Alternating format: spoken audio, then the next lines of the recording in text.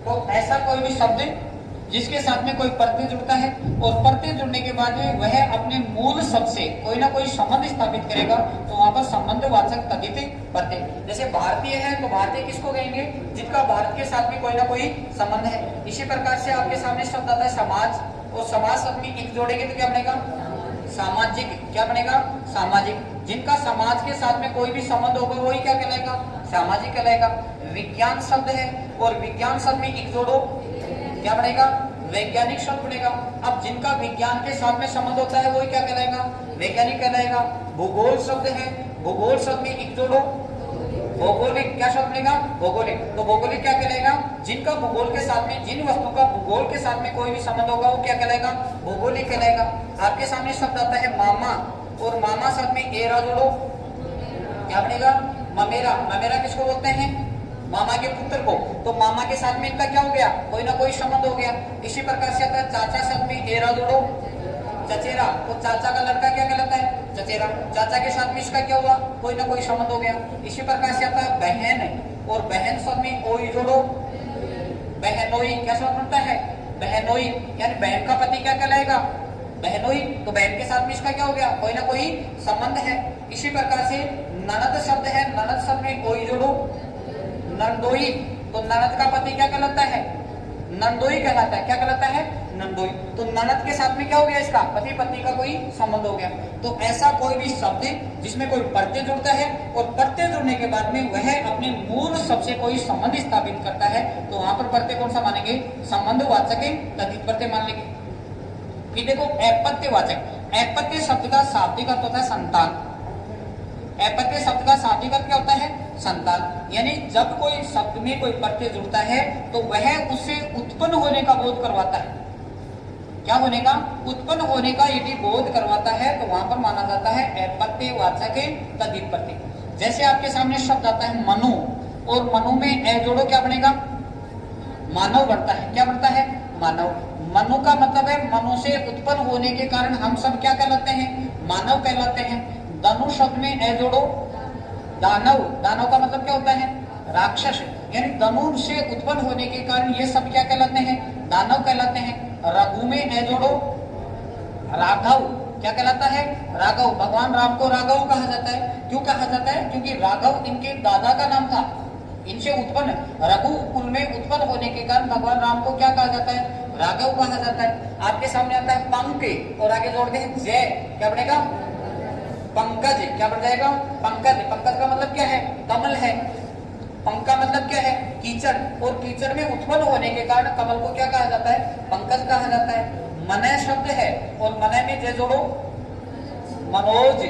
मनोज किसको बोलते हैं? कामदेव को। क्यों बोलते हैं? मन में उत्पन्न होने के कारण इसको कामदेव या मनोज कहा जाता है। तो ऐसा कोई भी शब्द जिसके साथ में कोई प्रत्यय जुड़ता है, प्रत्यय जुड़ने के बाद में वह उत्पन्न होने का बोध भी करवाता है, तो वहां माना जाता है अपत्यवाचक तद्धित प्रत्यय। फिर देखो ऊनतावाचक तद्धित प्रत्यय क्या होता है? तो ऊनता का शाब्दिक अर्थ होता है हीन या कमजोर हो जाना। हीन या कमजोर हो जाना, अर्थात जब भी किसी शब्द में कोई प्रत्यय जुड़ता है तो वह शब्द बड़े आकार से छोटे आकार में बदल जाता है। पहले उसका कैसा आकार रहता है? बड़ा, और प्रत्यय जुड़ते ही कैसे आकार में बदल जाता है? छोटे आकार को प्रकट करता है, तो वहां माना जाता है ऊनतावाचक तद्धित प्रत्यय। जैसे मैं आपके सामने दो शब्द दे रहा हूं, बताना। देखिए, आपसे कभी पूछा जाता है कि बताओ पहाड़ और पहाड़ी में अंतर क्या है? अंतर में दे रहा हूं आपको, पहाड़ और पहाड़ी, ये दो शब्द है। आपसे अंतर पूछा जाता है कि ये दोनों पुल्लिंग स्त्रीलिंग का अंतर है, इन दोनों में पति पत्नी का अंतर है ना? या छोटे बड़े का अंतर है, या बाठा को अंतर है? छोटे बड़े का अंतर है। बताओ बड़ा कौन सा है और पहाड़ी क्या है? पहाड़ में क्या जोड़ेगी? पहाड़ी बन जाएगी ईज पड़ते। तो पहाड़ शब्द था और पहाड़ शब्द में अपने प्रत्यय जोड़ा, कौन सा? ई। तो किसी शब्द में कोई प्रत्यय जोड़ने के बाद में कैसे आकार से? बड़े आकार से। कैसे आकार में बदल जाएगा? छोटे आकार में। तो पहाड़ में ई जोड़ेंगे तो क्या बनेगा? पहाड़ी बन जाएगा। शब्द आता है आपके सामने झंडा, और ई जोड़ो, झंडी शब्द बनता है। क्या बनता है? बड़ा होता है वो झंडा कहलाता है, छोटी होती है झंडी कहलाता है। तो बड़े आकार से कैसे आकार में? छोटे आकार में यदि बदल जाता है तो वहां उसमें ऊनतावाचक तद्धित प्रत्यय माना जाता है। आपसे कभी पूछा जाए कि बताओ शब्द आता है खाट, और खाट में इया जोड़ो खटिया, किसको बोलते हैं खटिया? आप बोलते हो ना खटिया खड़ी कर देंगे, छोटी चारपाई होती है उसको खटिया कहा जाता है। तो खाट बड़ी होती है, इसमें प्रत्यय जोड़ने के बाद में कैसे आकार में बदल रही है? छोटे आकार में बदल रही है। खाट शब्द है, खाट में ओला जोड़ो खटोला, तो खटोला भी किसको कहा जाता है? छोटा जो माछा होता है उसको खटोला कहा जाता है। तो ऐसा कोई भी प्रत्यय उसमें किसी शब्द में जुड़ने के बाद में वह बड़े आकार से यदि छोटे आकार में बदल जाता है तो वहां माना जाता है पूर्णतावाचक है। और लास्ट आपके स्त्रीवाचक या स्त्रीबोधक। इसका मतलब यह है कि कोई भी शब्द होता है वह पहले पुल्लिंगवाचक होता है, और पुल्लिंगवाचक शब्द में क्या जुड़ता है? प्रत्यय, और प्रत्यय जुड़ता ही किस में बदल जाता है? स्त्रीलिंग में। तो वहां कौन सा प्रत्यय मानेंगे? स्त्रीवाचक। जैसे आपके सामने शब्द आता है जाट, वो जाट में नी जोड़ो जाटनी, तो जाट क्या था? पहले पुल्लिंग था, प्रत्यय क्या जोड़ा? नी, और बन गया क्या? जाटनी। जाटनी कौन से लिंग में है? स्त्रीलिंग में। इसी प्रकार से आता है आपके सामने कि बताओ शेर शब्द है और नी जोड़ो शेरनी, तो शेर पुल्लिंगवाचक था, नी जोड़ते किस बदल गया है? स्त्रीलिंग में। इसी प्रकार से शब्द आता है छात्र, छात्र में आ जोड़ो छात्रा, तो छात्र पुल्लिंगवाचक था, आ जोड़ते स्त्रीलिंग में बदल गया। कोई भी शब्द होता है, जैसे शब्द आता है लोहार में क्या जोड़ेंगे? स्त्रीलिंग का शब्द बन जाए, ई जोड़ेंगे, इन जोड़े, बताओ देखें लोहार का स्त्रीलिंग ऑप्शन आता है लोहारी होगा या लोहारीन होगा?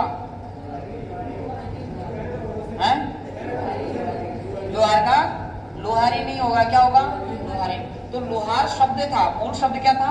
लोहार, तो लोहार में क्या जोड़ा? इन जोड़ा, क्या जोड़ा? इन। तो लोहार में इन जोड़ने के बाद में लोहार पुल्लिंगवाचक था, इन जोड़ते ही स्त्रीलिंग में। तो ऐसा कोई भी शब्द है जिसमें पुल्लिंगवाचक से स्त्रीलिंग में यदि बदल देता है तो होता है स्त्रीवाचक या स्त्री। लिखवाने के लिए इनकी शीट दे दूंगा, ये आपको कभी फिर से मौका मिलेगा तो लिखवा देंगे और दोबारा से।